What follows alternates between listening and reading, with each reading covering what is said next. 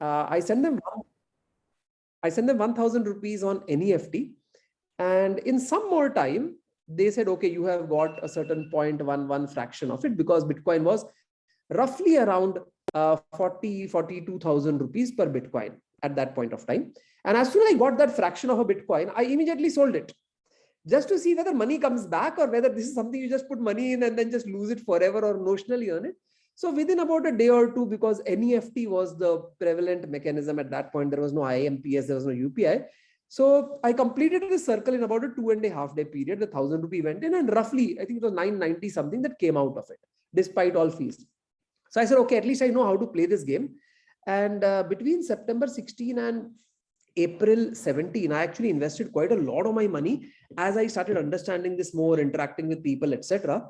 Yet not a significant part of my net worth of anything of that sort. And this is where some of you may remember November 8th was demonetization, 2016, right? So this actually led to the growth. I shouldn't say growth, I'm sure it was always there, but let's say a distributed growth of the mining industry in India, where I believe, I have no reason, I'm not an investigator, I'm not an enforcement directorate to know this fact, but I believe there are a lot of people who probably had a lot of cash lying around, didn't know what to do with it, said, let us just buy some hardware and run some mining operation, and this might be a good way to convert one from the other or whatever. But what this did is that it actually got a lot of new set of people into the Indian crypto industry. And since I knew 1%, they knew 0%. So I was the guru with, the Andho mein Kana Raja kind of thing. I knew 1 out of 100. So they would ask me questions. I would try to help them. But over time, I just coincidentally in August of 16. So September of 16 came because till August of 16, I was part of Kalari Capital, part of their seed initiative called K-Start. So once I exited that in August, I was like looking for the next thing. That's what got me interested in this. Over the next 1 year, I just did nothing, as in literally ate, drank, slept, nothing, as in literally all through the night sitting on terminals, blah, blah, blah, and became very self-educated in this, such that when India's first industry body for crypto called BSEC, Blockchain and Cryptocurrency Committee, today the name has changed, although the abbreviation is still BSEC, wanted to choose their first head, they hired me on 1st January 2018. And I continued there for some time. 2.5 months later, I joined their biggest member, which was Zeppe, as CEO. And 13 days after me joining Zeppe, I joined them on 13th March. On 26th March, RBI, Reserve Bank of India, said, bye-bye, nothing doing, this is enough. As in now we have issued warnings, people don't seem to be heeding warnings. So while we continued our everything, the legal battle, we continued our argumentation, meetings, etc. for some time. But by the later part of 18, we decided that this was too much. We were paying 15 lakh rupees per hearing in the Supreme Court, and most of that was not going from the industry body but from our own company. So I went to the parent company of Zeppe. Zeppe in India was the Indian company, so I went to the global parent company and I became CEO of that in Singapore, relocated.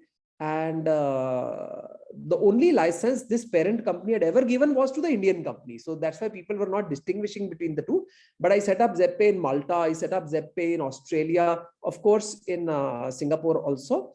And then there was some back-end operations in India. I eventually had customers in 132 countries. Most of them were very small number of customers. So any one time, at an active level, there were about 80-85 countries where I was servicing. The same Zeppe, which had only one country prior to this. So it became an opportunity when faced with adversity. Later in 19, Zeppe's biggest shareholder wanted to take over the entire company. So the founders quit, and this shareholder wanted to be an active operator. So he did not even need the CEO. So the three founders of Zeppe and I as a CEO quit, came back to India in early hot COVID time. And then beginning August 20, I accidentally became advisor to a project which a friend was running called Matic. It today is called Polygon, though the token is still called Matic. Later that year in November, I became advisor to another project called Mahadao, another very interesting project. These two were done more on a friendly basis. And it turned out to be very remunerative for me. So since that point, I actually became an advisor to crypto projects, something I had done to startups earlier. When I was CEO of IIT Bombay's business incubator called Sign. Subsequent to that, I had become advisor to startups. I would take advisory equity. Now it became advisory token. And the few things that token projects are dramatically different than, let us say, non-token projects I mastered the art of that over the 9 to 12 months that it took. And I've been doing that since then. In April of this year, I consolidated my advisory activity into a company. It's a Singapore-based private limited company called Reflexical. And that is now my startup where I'm fundraising, and in a lot of industry players have joined in. So I have been in crypto mining, I've been in crypto trading, more specifically investing. I have been part of a crypto exchange. Now I'm part of 22 different crypto companies as their advisor. So this is my crypto journey.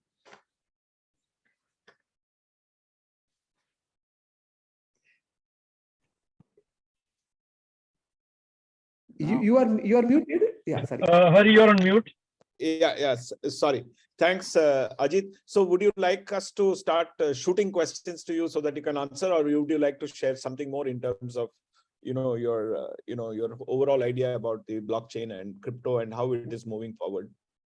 Why don't I do this? Why don't I spend five minutes Okay. on talking about the space and 5 minutes talking about how I see the future of the space.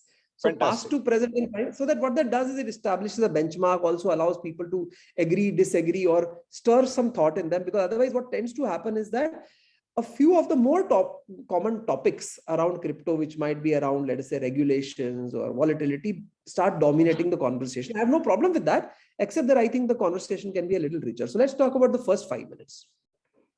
See, fundamentally, the way the blockchain can be private or public. So I'm talking of public blockchain. The way the public blockchain paradigm is structured is that at this point, technologically speaking, it is the only way in which decentralization can be brought in. It's the only way today. Tomorrow, there might be other things. So I don't want to be arrogant in saying that it can't. So for example, suppose you want to set up a Uber or an Ola. You want to set up an eBay or an Amazon or any of the other popular names that you think, where the same functionality of the app or service is created, yet there is no company layer on top. So there is the Uber app network, cab hailing and everything, but there is no Uber company. Suppose you want to have an HDFC bank, which offers all the same facility as HDFC bank, but there being no bank. So let us say it is decentralized. At this point of time, a public blockchain of some sort, call it Ethereum, Bitcoin, I'm not getting into those details, technologically is the only way to do that. Having said that, I'm not even claiming that the technology is adequate for that. I'm saying it is inadequate, yet presents some path to go from here to there. And a lot of green shoots are coming out, and people trying to come up with the equivalent of a Twitter, which is not owned by anybody. Not owned by anybody, by the way, means owned by everybody. So both of them mean the same. So it's decentralized, etc. And what that did is that it requires, if nobody owns it, who is bearing the economics of it? So for example, if HDFC Bank is doing a money remittance to ICICI Bank, those two companies are bearing the infrastructure cost of such transmission. In Bitcoin, etc., who is bearing the cost? So this creates a system wherein community members can bring in their resources, which is time, effort, money, hardware, software, and electricity. To do this, they are often given either through a democratic mechanism or through a lottery mechanism, a token of appreciation. This token may have zero value, or it may have a lot of value depending on how people who purchase it perceive it. Such a token, the most famous one is called Bitcoin, others are called Ethereum, etc. That's why you must often have heard the word tokens come in. Now, where are we going with all this? What has happened is that so my first 5 minutes is over, I'm moving to my second 5 minutes.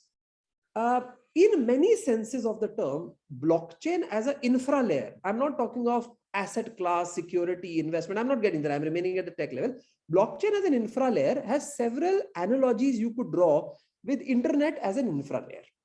Just like the internet led to the creation of apps, right? First, there's an operating system, then there are apps that are built on top of it. The app could be an Uber, it could be a Paytm, it could be a Candy Crush saga. It can be any of those. Likewise, the blockchain network layer has also created a series of apps. These apps range right from games to financial apps to edtech apps to all the things that we see in the non-blockchain world. To varying extents, they have come onto the blockchain also, except they are heavyweight on the financial services, borrowing, lending, depositing, insurance, etc. space. At present, DeFi, which is decentralized finance, is a little more heavy.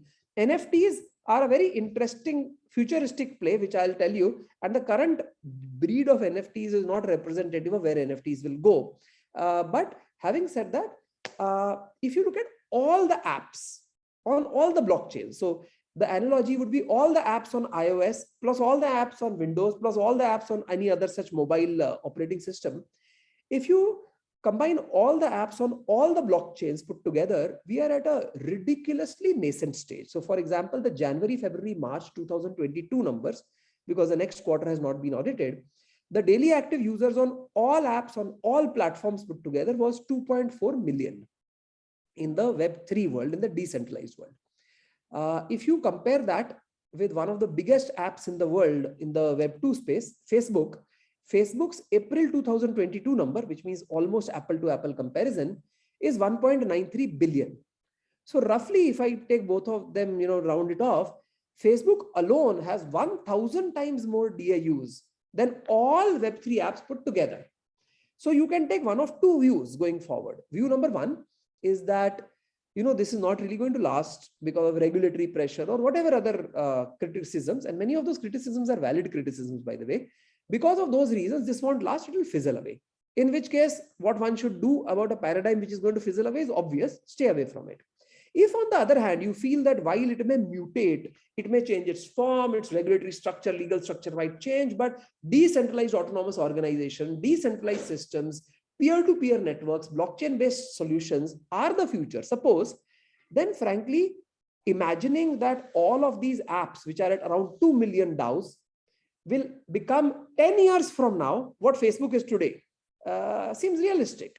That means we may actually be facing an industry which has a 1000x growth in the next decade. And concluding remark on that is that this 1000x growth in a decade is not unprecedented. Social media has seen 1000x growth in 10 years. E-commerce has seen 1000x growth in 10 years. Mobile gaming has seen 1000x growth. So there have been some paradigms which have seen 1000x growth in 10 years. And in most of those, one interesting characteristic is that while the e-commerce industry grew 1000x, most e-commerce players died. While the social media industry grew 1000x, most social media players died. So this is not a tide which rises and raises all boats. On the contrary, because the opportunity is so significant, 1, 2, 3, 4, or maybe 10 at a global level players emerge. Like there are about 10 social media which are of any consequence today. And that too, if I include YouTube and TikTok also as social media, there are about 10 social media, I think even on the blockchain or app or specific sectors of the app, I assume small numbers such of these, which will gain a lot of resources, and resources will build on top of resources, and they'll turn out to be the winners.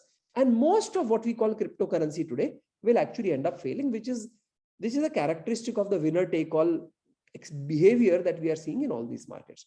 So with that introduction, I think that I'll just set up the stage for any discussions. So feel free to shoot questions at me in whichever format you like. Thank you, Ajeet. It was really, really very interesting. So I will open the floor. Anybody who wants to ask a question. I've made most people, talk enabled. So let me do that. But we can start taking questions. So anybody who's got speaking rights right now, you can talk. I'm improving that to all the others. Yes, please go ahead. Hi, Ajeet. Hi, Ajeet. This is Rajnish from IAN. Incredible journey, really incredible. And I wish I had done something. Even a little bit of this journey, I would have been somewhere. My question is, on some of the earlier sessions, we heard that the value of any startup which is in the space is more in the protocols of the blockchain, infrastructure, and not so much in the application. I just want to get a sense of your view on this, and since you've kind of dealt at all levels in this space.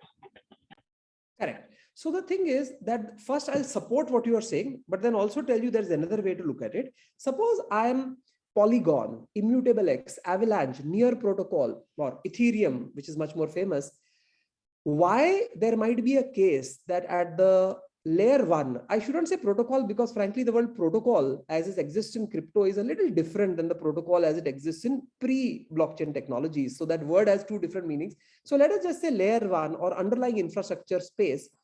The reason some people might say that presents a better opportunity, and rightly so, is that if they can attract transactions, wallet holders, which is, let's say, asset holders, and projects, which means apps to be built on them, the case can be made that they can grow exponentially, which means let us just compare iOS or Android as a platform. So we will call that the infrastructure layer, and any app you build on top of it. Let us say Paytm or Candy Crush Saga or whatever you want. It could be the case that these apps have a linear growth as they go acquiring customers. The linear might be a steep growth, but still a linear one. But the underlying iOS or Android might have an exponential growth because several apps sitting on top of them are having a high growth. So there I agree with the reasoning. And I don't see any problem with that, even leading to investment conclusion as to where one should invest. In fact, there are a lot of crypto native VCs who only invest in infrastructure plays. Infrastructure does not necessarily mean blockchain. It could be wallet, custody, or any other such infrastructure on top of which other things can be built. That's why a lot of Indian non-crypto VCs, Sequoia, Elevation, Accel, etc., Nexus, if you see their Web3 portfolio, they actually are far more interested in investing in the equity of infra providers, but it could be a DAO infra provider or any other. That I think is a valid case. The only problem, and this is more from the investment point of view, is that, for example, there is an upcoming new layer 1 technology called Shardium. It is set up by the WazirX founder called Nishchal Shetty. Now he is busy raising his pre-seed at a $200 million valuation. And by the way he calculates 200 million, I tell him, is wrong. He's actually charging a 398, so 400 million valuation. But he's saying, no, those tokens don't exist, blah, blah, blah. So whatever. So 200 or $400 million valuation is his pre-seed, right? So while the opportunity to grow might be very high, but the valuation is already adjusted to this logic. So going in an app which has 10, 20, 30 million valuation and has tremendous growth financially might in many cases be more rewarding. So the fact that, let's say, for example, Amazon may grow a lot from here, but that doesn't mean that we invest in Amazon the same way or Google or Facebook the same way as you would invest in startup where you want a 10x or 100x growth. Those guys are not giving us a 10x and 100x growth. So you're right in what you're saying, but the conclusion should not automatically be that that is where you invest your money. Right. Thanks a lot. That's very helpful. Thanks. Yeah.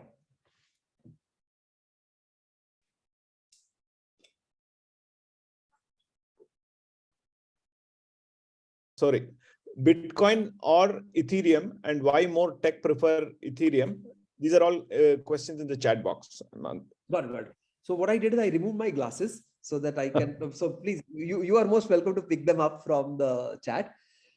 So here's the thing. If you look at the magic of this entire crypto space, it has two big magics. Number one is that it is very community driven, where the decentralization comes in, where the community comes and takes charge. If that is your biggest kick, then it is Bitcoin, not Ethereum. The second part is how you can create smart contracts which are self-executing, which basically once set in motion, really even the creator can do nothing about, because they are going to lead their life on the blockchain. Two very interesting examples being Dogecoin and Bitcoin Diamond. Dogecoin was set up by somebody as a prank. Now that guy has disowned Dogecoin. He has spoken against Dogecoin despite being the inventor, but Dogecoin continues to move from strength to strength. Thereby, regardless of my opinion on Dogecoin, like for example, I have never bought and in future will never buy Dogecoin. But regardless of that opinion, this fact that smart contracts are programs that you just cannot stop. And as a result, they present a very good form of program which you can trust going forward. If this part of the blockchain is what gives you your kick, then Ethereum is the winner. Adoption wise, Bitcoin is ahead. Very interestingly, there are many attempts. Two of the most famous ones, one of them is called Stacks, where a founder called Munib is actually trying to make Bitcoin much more programmable. If that happens, then frankly, nobody else needs to exist, because Bitcoin already has the adoption. Like 40% plus of the market cap of all 20,000 cryptos put together is just Bitcoin. So it's roughly 40% Bitcoin, 15% Ethereum, and 45% another 20,000 coins. So I will just tell you this, that when you look at crypto as money, which some people view and some people very strongly argue against, I don't care. See, I'm not like emotionally involved with this. I'm like more like an analytical person. I'm not a worshipper or lover of crypto. If you look at the money characteristics, so far we always had one form of money, whether it was gold or cowdies or currency notes or whatever, which served all aspects of money. if the case can be made that the store of value aspect of money can be one form of money, the unit of account measure of money can be another form of money, and the transaction medium of money can be a third form of money. If digital life enables that and people adopt it, then there is another case that Bitcoin probably at this point presents the strongest characteristics of store of value. Again, all of these are debatable. So I'll just tell you this, that in the recent past, by recent past, I literally mean the last 10 days or so, when Bitcoin or all cryptos have taken a very big beating, I actually have purchased crypto myself. Please don't copy me. I have made many losses in my life, so there's no reason to believe that you won't make loss now. But I only purchased Bitcoin. Just to give you an example, I did not purchase Ethereum, which also has fallen to the tune of 75% from its all-time high. Both of them have fallen roughly 75%, but I only purchased Bitcoin, not because I expect a better return, because then there could be many other smaller coins, micro cap coins I could have bought, but the risk adjusted return I perceived was best in Bitcoin at this point of time. And frankly, my perspective has changed over time. There have been times when I have only purchased Ethereum. Okay. So Ajeet, this is Vikas here. Just a question about the blockchain technology. So if, as you say, that, once it is set in motion, it can't be changed, and that has advantages, but that equally could have disadvantages, because it means that something could be rigid and flawed or become irrelevant because the ecosystem environment is constantly changing.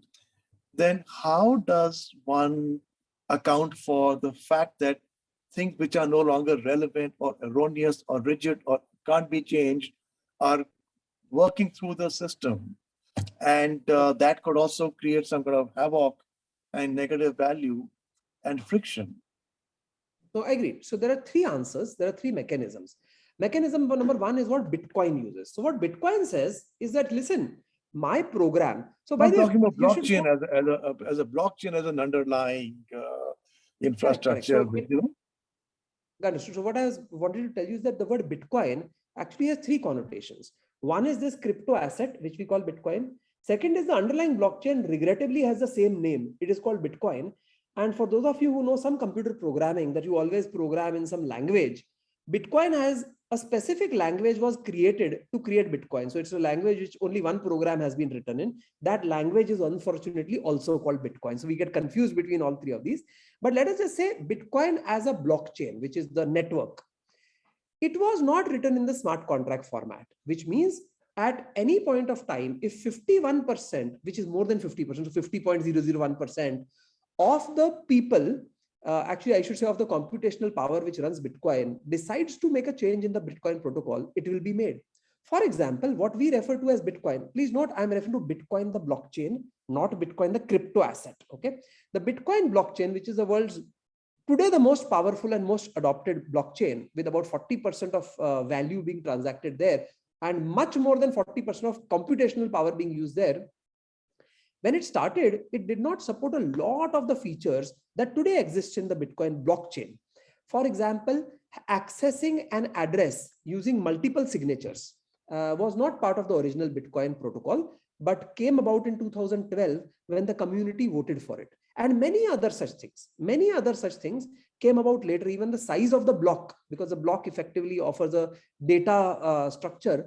So these things came later. So one method is that some people don't keep a immutable smart contract, but they keep a votable smart contract. Bitcoin is an example of such infrastructure.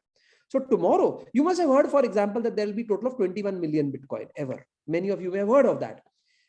What if you want to change that number? It's the fact that if more than 50% people get together and vote on it, that number can be anything, smaller or lesser than 21 million. So this is method number one.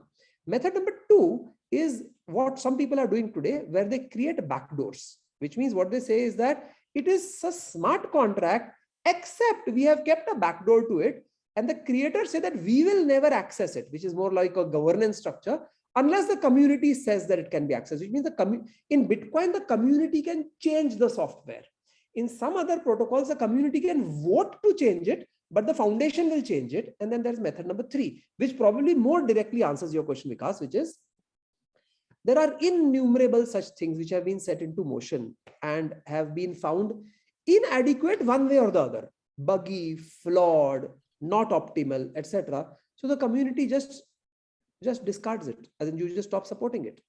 Right? So what it so means that that, the early adopters, if they take a dominant position and control the voting and have the most knowledge power in it, is there a risk that over time, their thoughts, their actions, their preferences would prevail and the whole decentralization, so de facto, will start to lose out?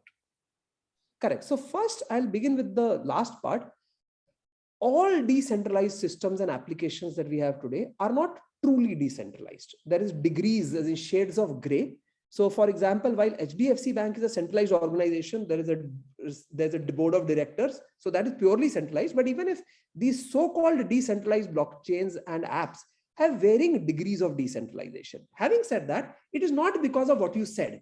Coincidentally, there are many mechanisms or philosophies which govern this decentralization, because decentralization means that everybody can participate in their governance. Two of the most popular, one of them is called proof of work and the second is called proof of stake.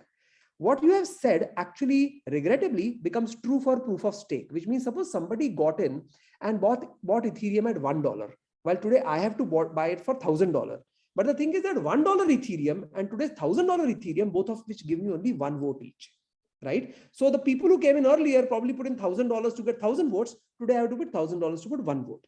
This is why, although there are a lot of energy concerns around the proof of work architecture, which Bitcoin and actually Ethereum today has, Ethereum is planning to change it.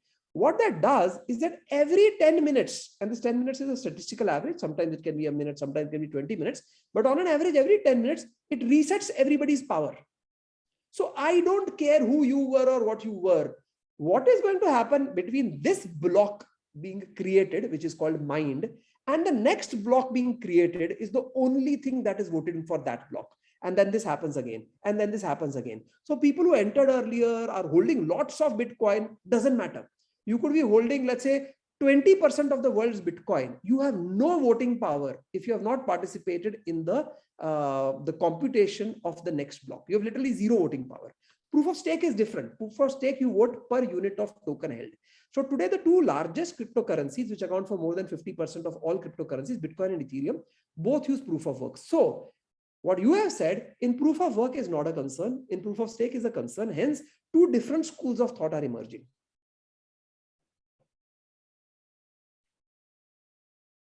I know. So by the way, I must apologize for the fact that I'm giving you somewhat technical answers, but unfortunately, if I give you superficial answers, then they'll sound like my opinions, right? No, but I would say now that this is great insight. Thank you. Thanks. But question from Ajay Gupta: which in your view is a bigger opportunity, enterprise or consumer? How can consumer opportunity be realized, as most use cases like land records, etc., are having enterprise angle? Okay. So first thing is, let us take the case of land records.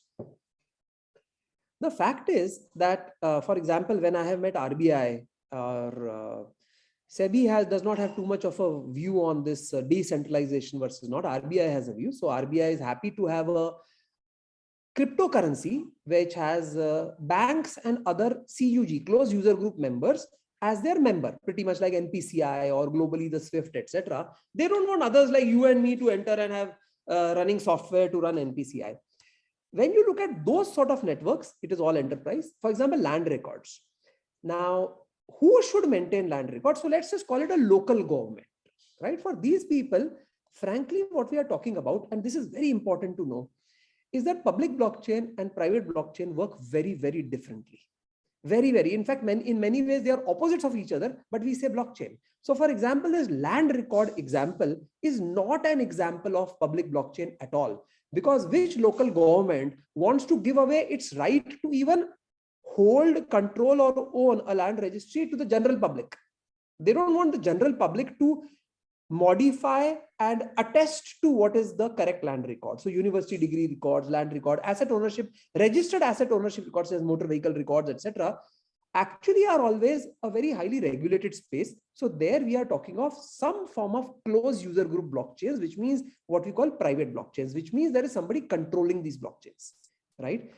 So I think that when you go to private blockchains, it is enterprise, enterprise, enterprise all the way. What I'm actually talking about today, and I'm happy to talk about private blockchains, but in public blockchains, the bigger opportunity today, the biggest opportunity today is really the consumer opportunity. So I think that if we can distinguish the two types of architectures of blockchain, we can very easily distinguish what we are talking about. Just as an example, suppose University of Mumbai offers degree programs, degree certificates on the blockchain. So they give a PDF, they take a hash and they write it, let us say on the Bitcoin blockchain. Tomorrow, if University of Mumbai shuts down or denies issuing such a certificate, or said that, let us say a famous politician has done a PhD 30 years ago, all of that is verifiable on the blockchain, which University of Mumbai does not control. So this is public blockchain. But University of Mumbai has no incentive to do this. They want to be in control. So they will do what is called a private blockchain. Pretty much like I talked about NPCI, or for example, tomorrow Aadhaar could be done on the blockchain, etc. So I think that is the short answer.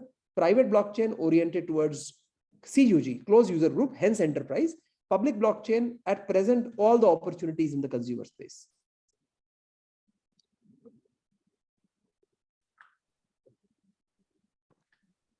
Okay.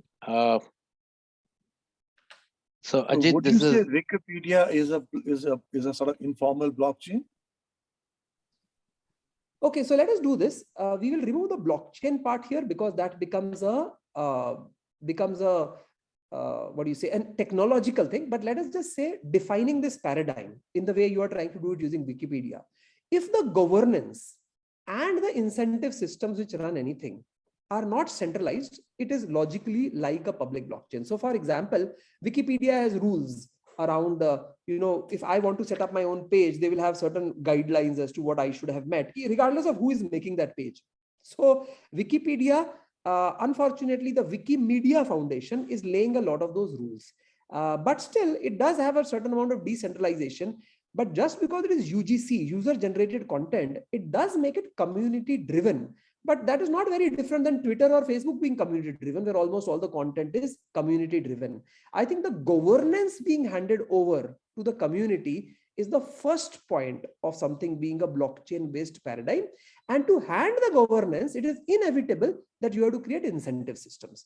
So I don't think Wikipedia or any of these user-generated content platforms, whether it's YouTube, Twitter, because they are fundamentally created by the community, does not make it that way. For example, the Wikipedia software. There's a software that runs Wikipedia, right? None of that is created by the community, or community participates in deciding what the software should do. So no, I think that their community content is UGC, but no, it's not in the format of the logic and philosophy of blockchain. Thank you. Uday, you were saying something. well, I think you kind of referred to two things. One was that there is a possibility of 1,000x growth in the blockchain industry going forward. And at the same time, you also said that the Pareto's principle would be at work, and probably just a few companies would kind of control 80% of that growth. So as investors, and with all your background and experience, what should we be looking at? Okay, I completely get that. I have spent many years working on that.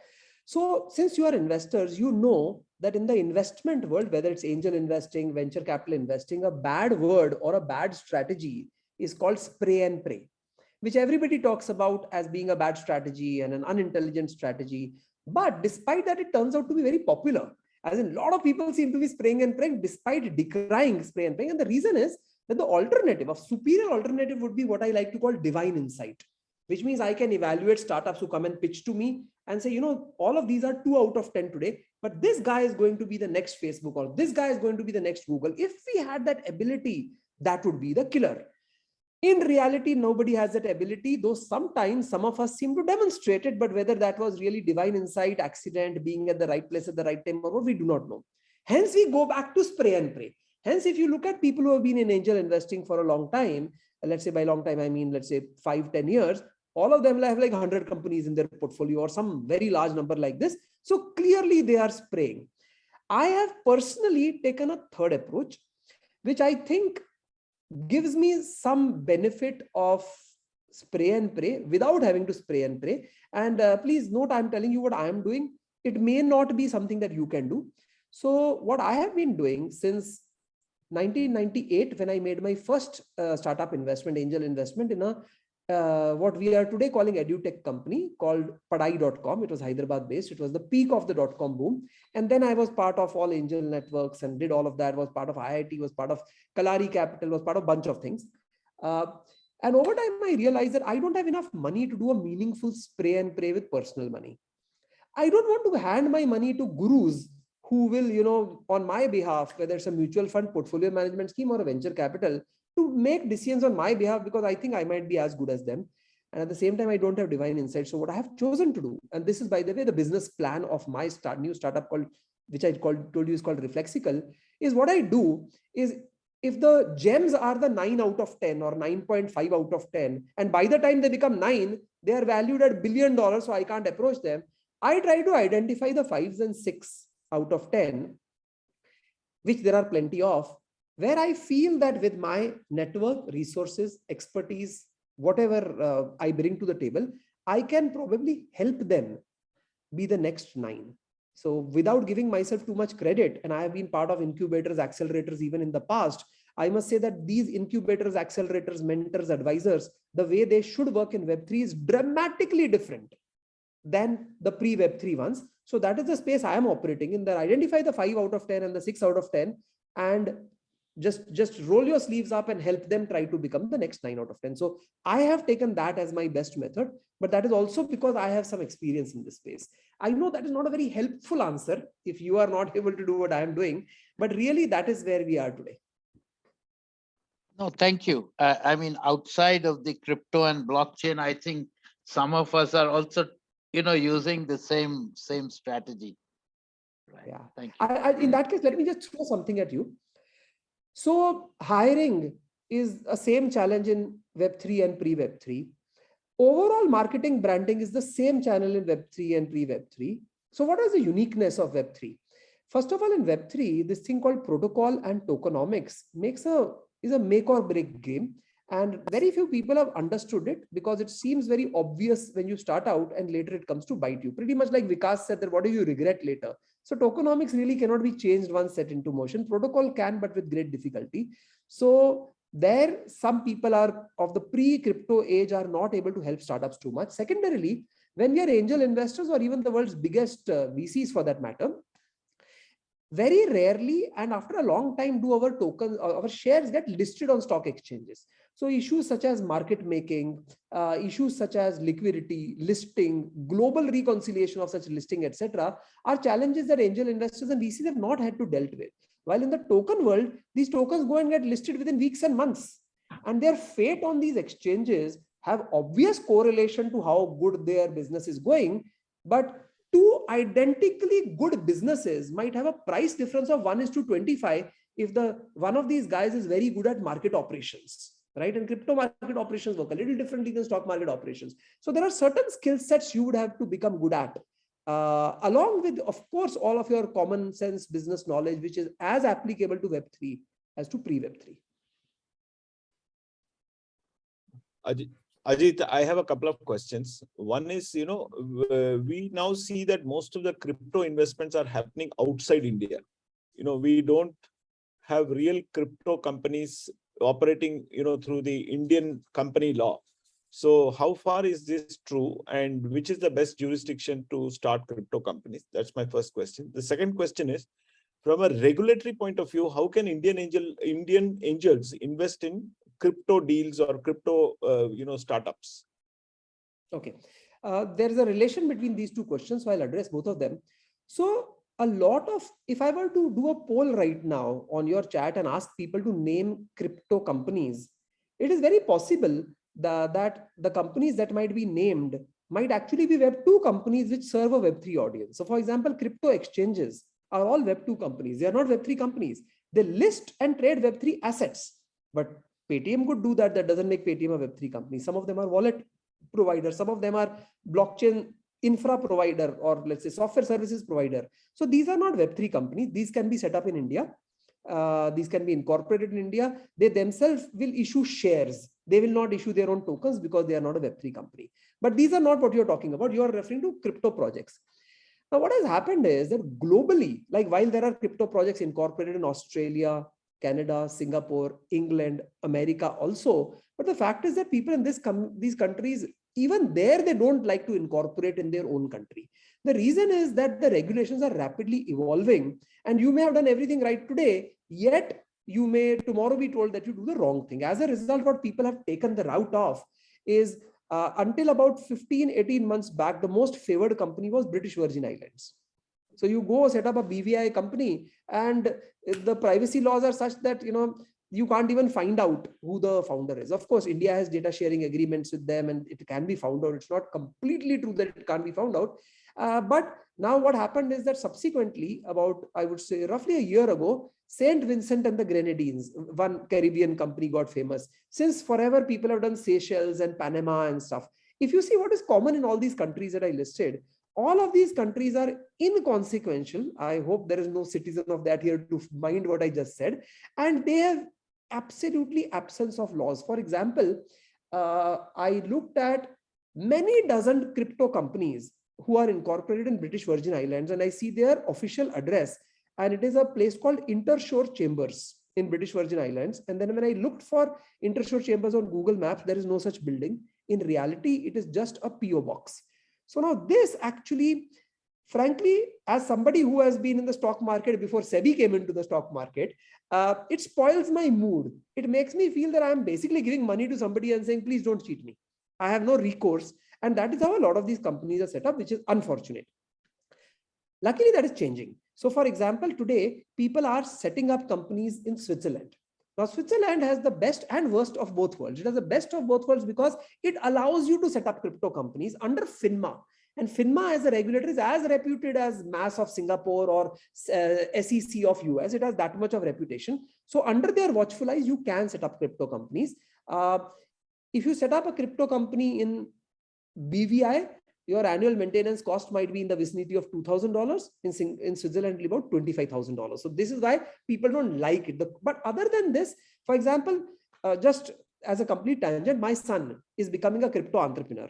I said, you are not going to set it up in like Panama and Seychelles, and where if somebody says I have a company in Panama, you right there start wondering that there must be something wrong with it. I said, you are setting it up in Switzerland, regardless of how expensive it is, because while US and England and India and all don't really allow a flourishing ecosystem, Switzerland does, and everything is open. You have an audit because these are set up as foundations which are not for profit. They are a token issuance company, whereas services company is set up in some other part of the world, including in India, because that is not a problem. That's a software services company. I think these are the challenges around it. And I've also told you what people are doing at present. St. Vincent is the current preferred location. It used to be a BVI Singapore pair. So BVI, British Virgin Islands, used to be the token issuer and Singapore used to be the servicing organization. Because now Dubai is replacing Singapore to some extent, and BVI is getting strict on their digital asset laws. So other Caribbean countries, there's a group of 9 Caribbean countries, which is called Eastern something. It's a group. It's like a group of 9 countries, which are becoming famous now. And I personally think that if you had to set it up, and okay, let me just say, my son is really setting it up. I said, you are not going to any of these Caribbean jurisdictions. As in, I personally find it all shady when that happens. I said that if you want to set it outside of India, it has to be Switzerland. So we are going with Switzerland for my son's company. So this is the answer. Now, how can you invest? Obviously, as an individual, you can do what you want. So I will talk about how you could invest as an entity completely above board. First, there are a lot of crypto opportunities which may give you crypto-like rewards by investing in the stock of some company, right? So these companies would typically be obviously incorporated in Singapore, but the economic reward you would get would be because their economics are pegged to tokens, but the company doesn't have its own token. So one is you could invest in such a company, which through the usual LRS route, or if you're an AIF, you can get SEBI approval. You have done that before, so you know how to do that. But you say, no, Ajit, I want to directly invest into a token. How do I do it? Now, this is where it gets a little interesting. I have been in touch with all of the top 5 or 6 VCs in India. All of the top 5 or 6 VCs are now actually very gung-ho about Web3. And you look at how their investments are. Their investments almost always are in equity, not in tokens, right? Because of various rules. Several of you are friends with all of these people, so I'm not going to give you any example there. And I tell them, you guys are hypocrites. You talk about Web3, but you can't even invest in a token. So the best way to do it would actually be using a layered structure. A layered structure would be where you invest in a company, into the equity of a company, which is allowed. Of course, LRS has certain rules if you're investing in a financial services company. So please find out how you can do that. And that company's economics is exposed. So that company is not a fund or a portfolio management company, because there the LRS also would have limitations. But that company's economics is driven based on tokens would be the best way to do it. Of course, if you can move money abroad or you hold money abroad, which is not subject to some of the guidelines of India, then that could be another method. If you are trying to invest in the headline tokens, like only the big tokens like Bitcoin, Ethereum, and just few more, today there are stock exchange listed equivalents of ETFs. ETFs in Canada, ETFs in Switzerland exist for many tokens, but even in the US markets, there are equivalents available for Bitcoin, Ethereum, and a few others. While you may have heard that in the US, there is no Bitcoin ETF, that is not completely true. First of all, non-spot based ETFs are available. And even in spot, units are available, which are units of trust, which are freely tradable. So you can go to your trading desk of a US market and you can buy and sell, but these are the various methods. There's a question from Harsh. There was an initiative called Second Life launched in mid-2000s. It did not achieve much then. Is it relevant today under Web3? So the thing is, Second Life could be, at that point we didn't use the word, but Second Life could be one of the first major initiatives of what we today call metaverse, right? So I think that yes, looking back, very much so. For example, CryptoKitties were an initiative in the 2014, 15, 16 period, where the word NFTs had not become so popular, but they were one of the earliest NFTs. So yes, there have been, and by the way, even before Bitcoin, there have been digital currencies. So yes, Second Life and CryptoKitties and many other examples do show, or Orkut in social media, do show initial attempts that came in, did not take off by themselves, probably because they were ahead of their times. I generally don't like this statement ahead of their times because it's not too meaningful, but probably because of that or some other reason did not take off. But today, those models are very, very solid. So yes, it is one of the Web3-like models if it is driven in a decentralized fashion. See what happened with Second Life? It was like a metaverse, but it's like Facebook's meta, namely completely centralized. So if you could also decentralize it, then it would be completely Web3.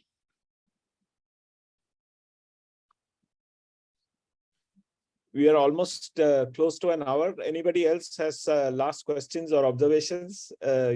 Please shoot right now.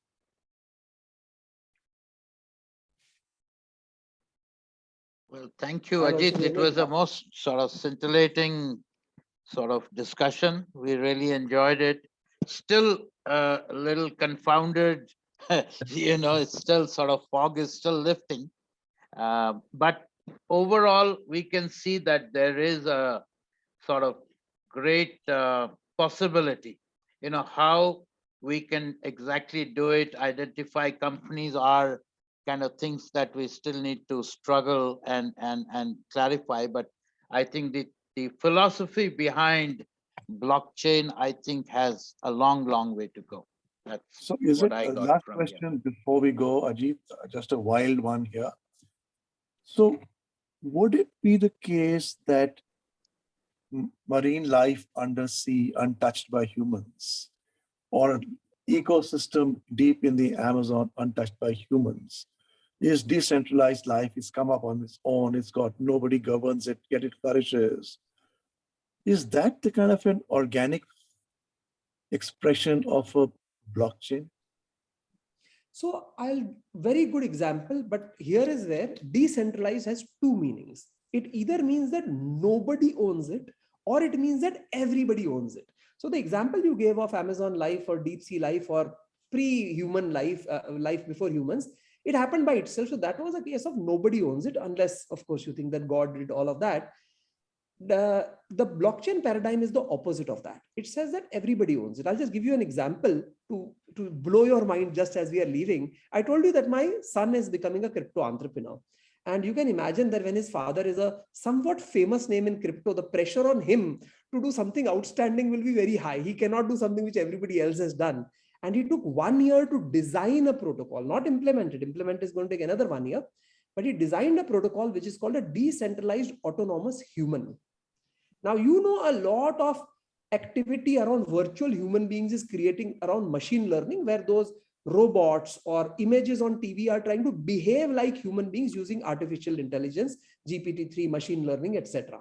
This is the complete opposite of that. This says, no, no, no. It is not the technology that is governing it. It is rather a collection of many people, thousands or tens of thousands of people who collectively, their intelligence is governing this guy. So it's not a programmatic or AI driven one. So the community comes together and decides everything about this human. So he's creating the world's first decentralized autonomous human, and we are actually trying to get it citizenship somewhere in the Middle East or North Africa region, thereby being the world's first one of that type. But it will not be driven by a program, it will be driven by people. So that's a longish answer to your question, but at least it's, you know, answers it completely. Thank you. Thanks, Ajeet. Wonderful to have you, and it was really very insightful. Thank you once again. We will again sort of ping you when we want some more of your time. Thank you so Yes, much. the one thing that we did not touch upon is the things like revenues, profits, economic value, underlying value, asset, market prices, movement, which of course to investors make a lot of difference. We did not touch upon it, but I can just leave you by saying that there is a method to that madness. It may not work identically to other market, but it is not madness. There is a method. Right. Okay. Okay. Thank Thanks you. a lot, Ajeet. Thank you very much. Thank you. Okay. See you. Bye.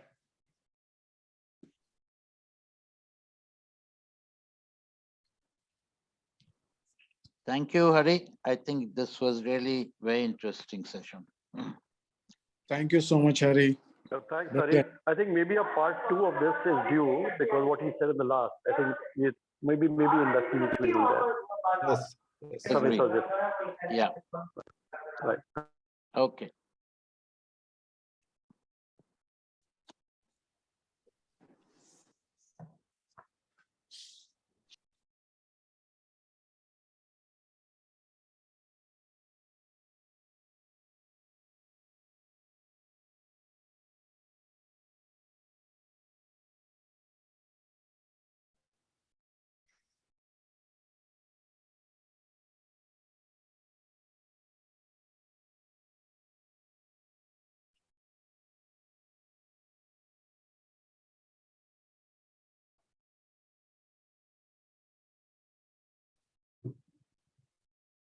Chalo bhai. Let's go. Ready होना है. 8 o'clock is the time. Come on. How can you make a sound when you're live like this? A book से जान निकल रहा है मेरा. अरे wait, I'm not ready. Can't you see? Horrible talking. Took you 1 hour to come home. What am I not supposed to be the noise? Your body or हम चुपचाप बैठ गए यहाँ पे बैठ के कॉफी दे जाते.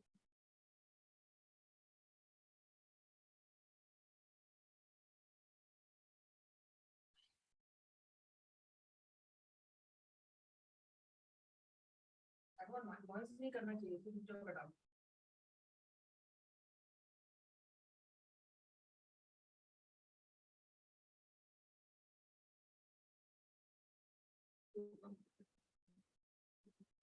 Yeah. See, all these are mine. Since I have taken initiative, I am calling people that I have done on. कितना दूर से कितना दूर है?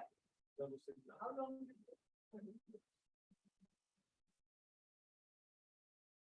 मेरे पास के मॉल के लिए 1 घंटा लगा.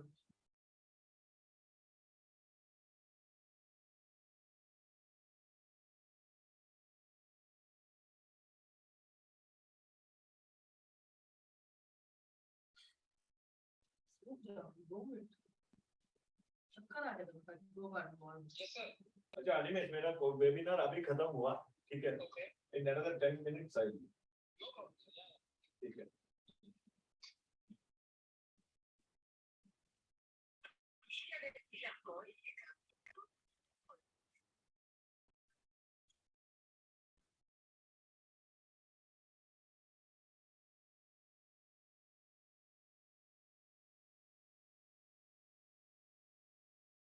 बस होता ना, कुछ नहीं करता था.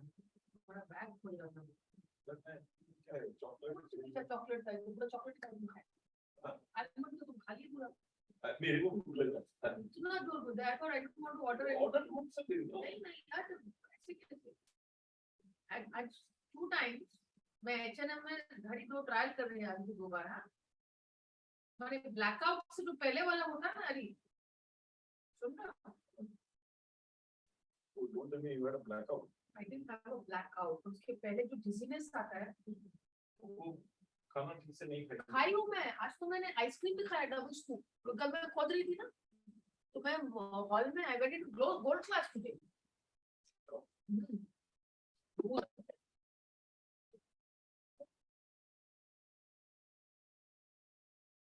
भूल भुलैया देखने की तेरी घुस गई आई वाज सच्ची टायर्ड वही तो बोली ना माथा चक्कर आने लग गया so I thought let me get into this thing आराम से बोल कर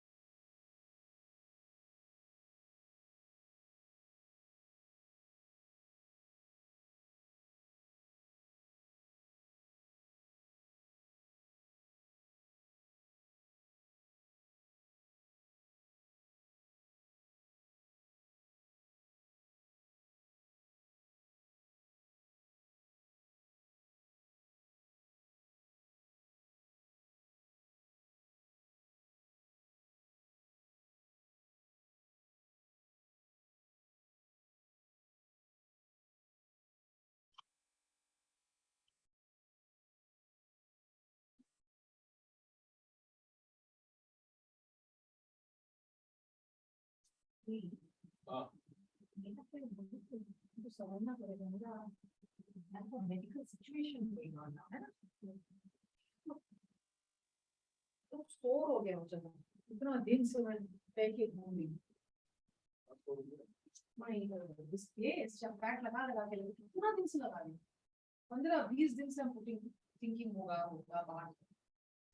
तो नाउ लाइक इट टीचर्स बहुत प्रॉब्लम। रुको 2 मिनट, कपड़े पहन दो, 2 मिनट रुको, गाड़ी ऐसे ही बाहर खड़ा है।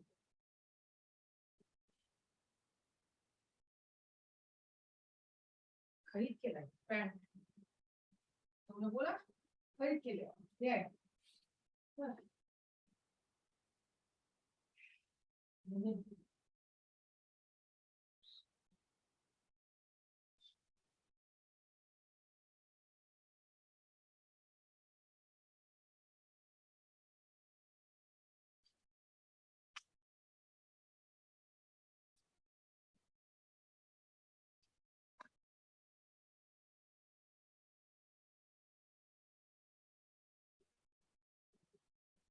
चलना वाला है क्या?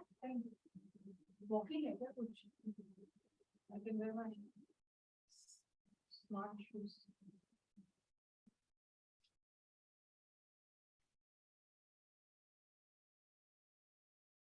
You are very smart. So please wear something comfortable. Please don't, get into any type of trouble. I can't wear that. What I'm trying to say is that